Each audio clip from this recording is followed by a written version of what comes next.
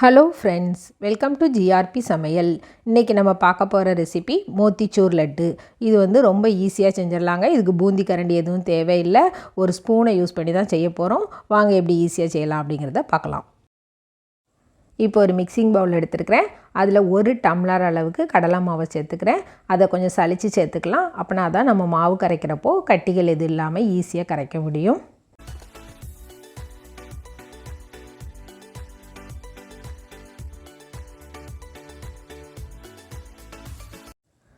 பாருங்கள், லாஸ்ட்டில் கொஞ்சமாக குருணை மாதிரி வந்திருக்குது. இதை தூர போட்டுடலாம்.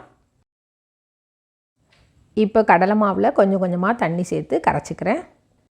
மாவை சலிச்சிட்டு சேர்த்துருக்கனால ஒரு ஸ்பூனை வச்சே ஈஸியாக நம்மளால் கரைச்சிட முடியும். அந்தளவுக்கு ஸ்மூத்தாக தான் இருக்கும். மாவு ரொம்ப கெட்டியாக இல்லாமல் கொஞ்சம் தண்ணி சேர்த்தே கரைச்சிக்கலாம். எனக்கு இன்றைக்கி அரை கப்புக்கும் கொஞ்சம் கூடுதலாக தண்ணி தேவைப்பட்டிருக்கு. பாருங்கள், ஸ்பூனில் கோரி ஊற்றுறப்போ இந்த அளவுக்கு தண்ணியாக இருக்கிற மாதிரி கரைச்சிருக்கிறேன். இப்போ இது கூட கொஞ்சமாக ஒரு பிஞ்ச் அளவுக்கு உப்பு சேர்த்துக்கலாம். எப்பொழுதும் ஸ்வீட் செய்கிறப்போ கொஞ்சம் உப்பு சேர்த்தா நல்லாயிருக்கும். கூடவே கொஞ்சமாக ஃபுட் கலரும் ஆட் பண்ணிக்கிறேன். இப்போ இதை நல்லா மிக்ஸ் பண்ணி விட்டுக்கலாம். மோத்திச்சூர் லட்டோட அடையாளமே இந்த ஆரஞ்சு ஃபுட் கலர் தான். இதை கொஞ்சமாக சேர்த்துக்கோங்க, அப்படின்னா தான் நல்லாயிருக்கும். நல்லா மிக்ஸ் பண்ணியாச்சு. இப்போ இது தனியாக இருக்கட்டும். ஒரு கடாயில் எண்ணெயை சூடு பண்ணிக்கலாம். எண்ணெய் நல்லா சூடாயிடுச்சு. அடுப்பை மிதமான தீயில் வச்சுக்கோங்க. இப்போ ஒரு ஸ்பூனை யூஸ் பண்ணி மாவை கொஞ்சம் கொஞ்சமாக உள்ளே சேர்த்துக்கலாம். மேலே மேலே ஊற்றாமல் கொஞ்சம் விரித்து விட்டு ஊற்றிக்கோங்க. ஈவனாக வரணும்னு அவசியம் இல்லை. இப்போ ஒரு கரண்டி யூஸ் பண்ணி பரட்டி விட்டுக்கலாம். நல்லா வெந்தால் மட்டும் போதும். ரொம்ப கிறிஸ்பியாக பொரிச்சிடக்கூடாது. மாவு நல்லா வெந்துருச்சு. இப்போ எண்ணெயிலேருந்து அரிச்சு எடுத்துடலாம். நம்ம குட்டி குட்டி பூந்தியாக பொரிச்சு எடுத்து செய்யனா ரொம்ப டைம் ஆகும். இந்த மெத்தடில் செய்கிறப்போ ரொம்ப ஈஸியாக செஞ்சு முடிச்சிடலாம். நிறையா லட்டு கூட கொஞ்சம் நேரத்தில் செஞ்சு முடிச்சிட முடியும். மீதம் இருக்கிற மாவையும் இதே மெத்தடில் பொரிச்சு எடுத்துக்கலாம். 1 டம்ளர் மாவில் எனக்கு இந்த அளவுக்கு கிடச்சிருக்குது. இப்போ இதில் கொஞ்சம் பெரிய பீஸாக இருக்கிறத லேசாக பிச்சுட்டு மிக்ஸி ஜாரில் சேர்த்துக்கலாம். இதை ஒரு 2-3 பேட்சாக நம்ம அரைச்சி எடுத்துக்கலாம். இதை பல்ஸ் மோடில் போட்டு 2 சுற்றி எடுத்துகிட்டு வந்துடலாம். ரொம்ப ஃபைனாக அரைச்சிடக்கூடாது. பாருங்கள், இந்த அளவுக்கு திரிச்சிட்டு வந்திருக்கிறேன். குருணை பதத்தில் இருந்தது போல் இருக்கணும். இப்போ மீதம் உள்ளதையும் இதே மாதிரி பவுட்ரு பண்ணிவிட்டு ஒரு மிக்சிங் பவுலுக்கு மாற்றிக்கலாம். இப்போ எல்லாத்தையும் பவுட்ரு பண்ணி எடுத்துகிட்டு வந்தாச்சு. இது தனியாக இருக்கட்டும். சுகர் சிரப் ரெடி பண்ணிக்கலாம். இப்போ ஒரு கடாயில் 1 டம்ளர் அளவுக்கு சுகர் சேர்த்துக்கிறேன். எந்த டம்ளரில் நான் கடலை மாவு வளர்ந்தனோ அதே டம்ளரில் சுகர் சேர்த்துருக்குறேன். இப்போ அதே டம்ளரில் 1 டம்ளர் அளவுக்கு தண்ணியும் சேர்த்துக்கிறேன்.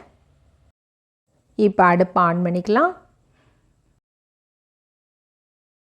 இப்போ ஒரு கரண்டி வச்சு கலந்து விட்டுக்கலாம். சுகர் நல்லா கரைஞ்சா பிறகு ஒரு 5 நிமிஷம் வரைக்கும் கொதி வந்தால் போதும். பாகுப்பதம் எதுவும் இதுக்கு தேவையில்லை.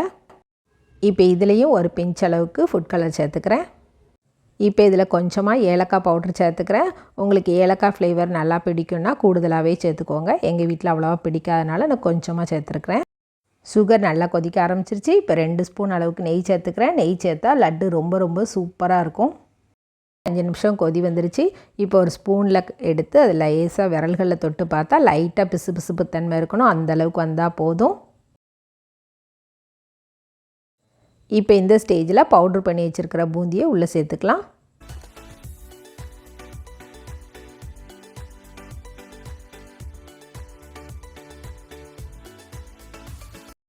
அடுப்பை நல்லா லோ ஃப்ளேமில் வச்சுட்டு சுகர் சிரப் ஃபுல்லாக வற்றி ட்ரை ஆகிற அளவுக்கு கலந்து விட்டுக்கிட்டே இருக்கணும். அடி பிடிச்சிடக்கூடாது. இப்போ சுகர் சிரப்லாம் நல்லா வற்றி ட்ரை ஆகிடுச்சு. இப்போ ஒன்று போல் லெவல் பண்ணி விட்டுட்டு ஸ்டவ் ஆஃப் பண்ணிடலாம். இப்போ இது கூட கொஞ்சமாக நெய்யில் வறுத்த பொடிச்ச முந்திரியை சேர்த்துருக்குறேன். உங்கள்கிட்ட வெள்ளரி விதை இருந்ததுன்னா அது கூட நீங்கள் வேணும்னா சேர்த்துக்கலாம்.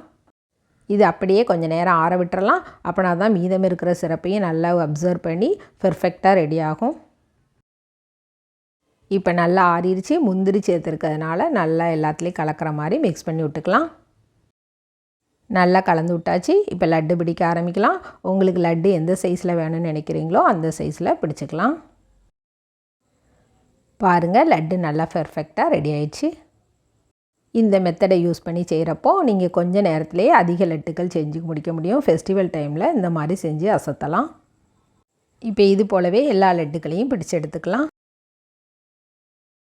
சுவையான மோத்திச்சூர் லட்டு ரெடி.